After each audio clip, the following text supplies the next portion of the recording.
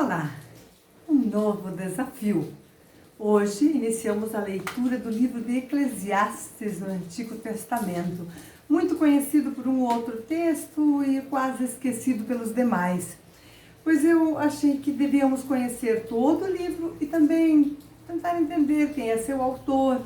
Pensa-se, atribui-se mais do que um autor, mas o autor principal seria Salomão, que está na dedicatória inicial, assim, no início deste livro, né?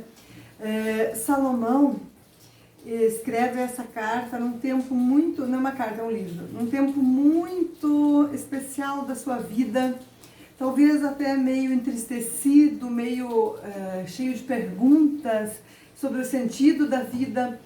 Talvez hoje a gente até poderia dizer, ele parece meio depressivo. E vários indícios apontam para isso. A verdade é que esse período em que ele é tão pensativo também é um período muito frutífero, que nos deixa um livro maravilhoso. Aparece simplesmente 29 vezes no livro a palavra sol, que é um indicativo. Ele fala do sol, da importância do sol, da busca do sol que ilumina. Pessoas depressivas, muitas vezes, elas precisam de luz, de claridade. Dias como hoje, chovendinho, frio, para elas muitas vezes é um pouco depressivo. Não no primeiro, mas no segundo, terceiro, uma semana pode ser pesado para essas pessoas. E elas então falam do sol, buscam o sol, desejam que ele volte para iluminar. A verdade é que nesse período ele nos deixa assim muitas coisas a pensar.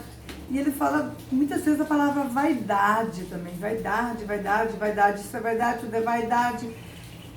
Mas ele diz que a gente deve buscar, aproveitar os prazeres fugazes, como comer, beber e até orgulhar-se do seu trabalho, que vem de Deus.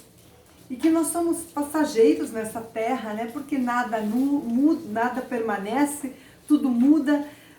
Ao mesmo tempo ele diz também que não há grandes mudanças, que tudo é meio parecido. E nós hoje vivemos num tempo de grandes mudanças e tal. Então o livro ele nos anima em vários aspectos, nos traz elementos para refletir sobre questões e de fato assim sempre presente a questão da vaidade, do poder, da busca por poder, que seria a verdadeira sabedoria. E o que Lutero fala? Na Bíblia comentada, Lutero diz assim, ensina o livro, né, a obediência contra o prazer e a curiosidade, contra a má vontade e a tentação, e admoesta a ser paciente e constante na obediência. Aguarda a horinha, diz Lutero, certa, com a paz e alegria, e deixa de lado aquilo que não pode manter e nem mudar. Então, Lutero tem assim, uma compreensão do livro para a época dele, talvez bastante adequada também para os nossos tempos, né? Aguardar a horinha certa, olhar, como diz a oração das pessoas dependentes do álcool, da gente dos alcoolistas, né?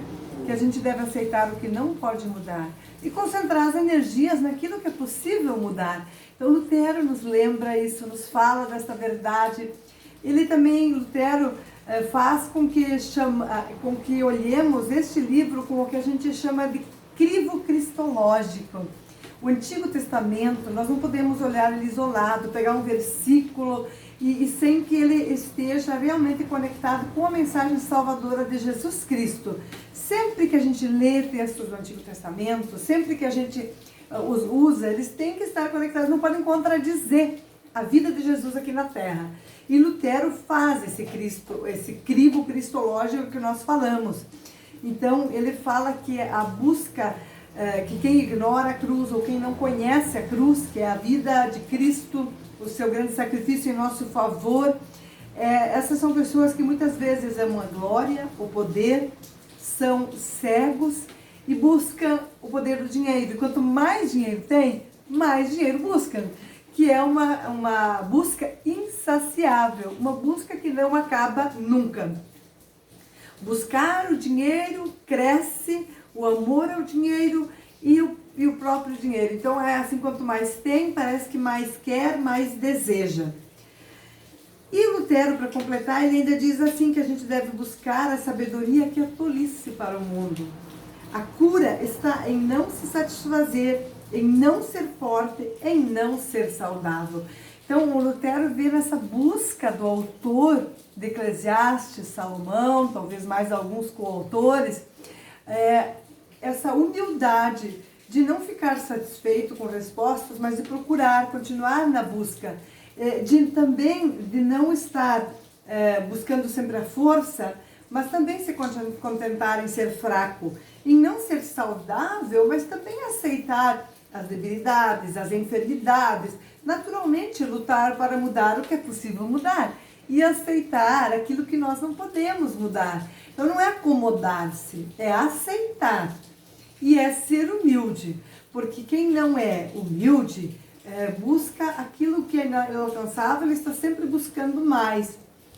Isso pode ter um sentido de desacomodar, de buscar realizações e tal, mas isso também pode ser um caminho fútil, um caminho de consumismo, um caminho sem sentido. E é isso que ele orienta e que ele admoesta.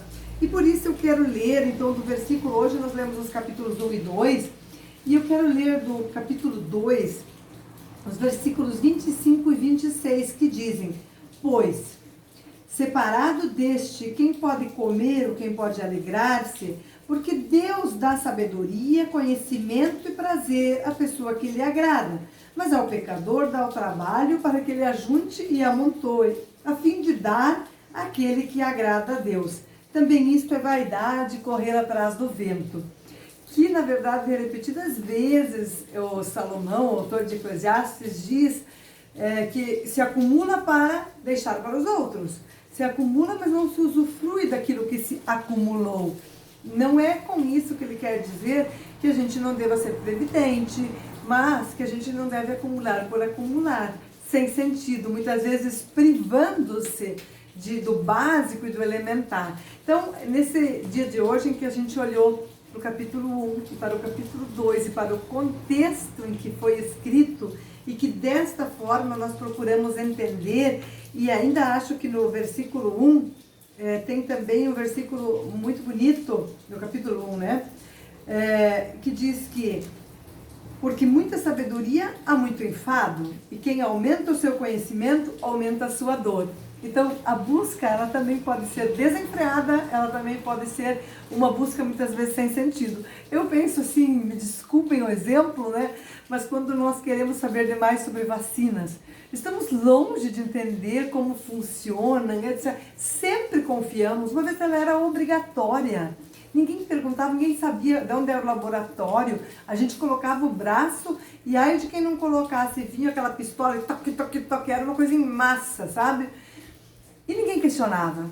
De repente, com conhecimento, com alguns médicos dizendo, olha, é algo estranho, olha que pode em 0,0% acontecer algo, porque pode, é possível. É possível, é improvável e o Pacto de Saúde Coletiva exige que a gente abrace essa causa. Então, quando a gente às vezes tem conhecimento demais, a gente se torna enfadonho, a gente não tem mais espírito coletivo, espírito de coletividade, do pacto por todos, onde cada um vai abrir mão de um pouco. Então, às vezes, a gente tem que confiar.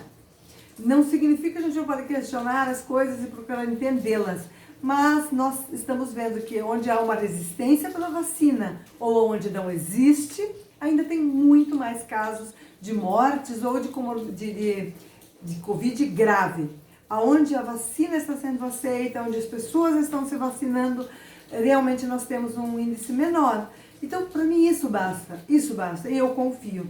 Confio, estou inserida num meio, num mundo que precisa voltar minimamente a funcionar, as pessoas precisam fazer suas coisas, precisam trabalhar e tantas outras coisas. Então, confiemos, abramos nossos corações e não buscamos aquilo que não está na nossa alçada.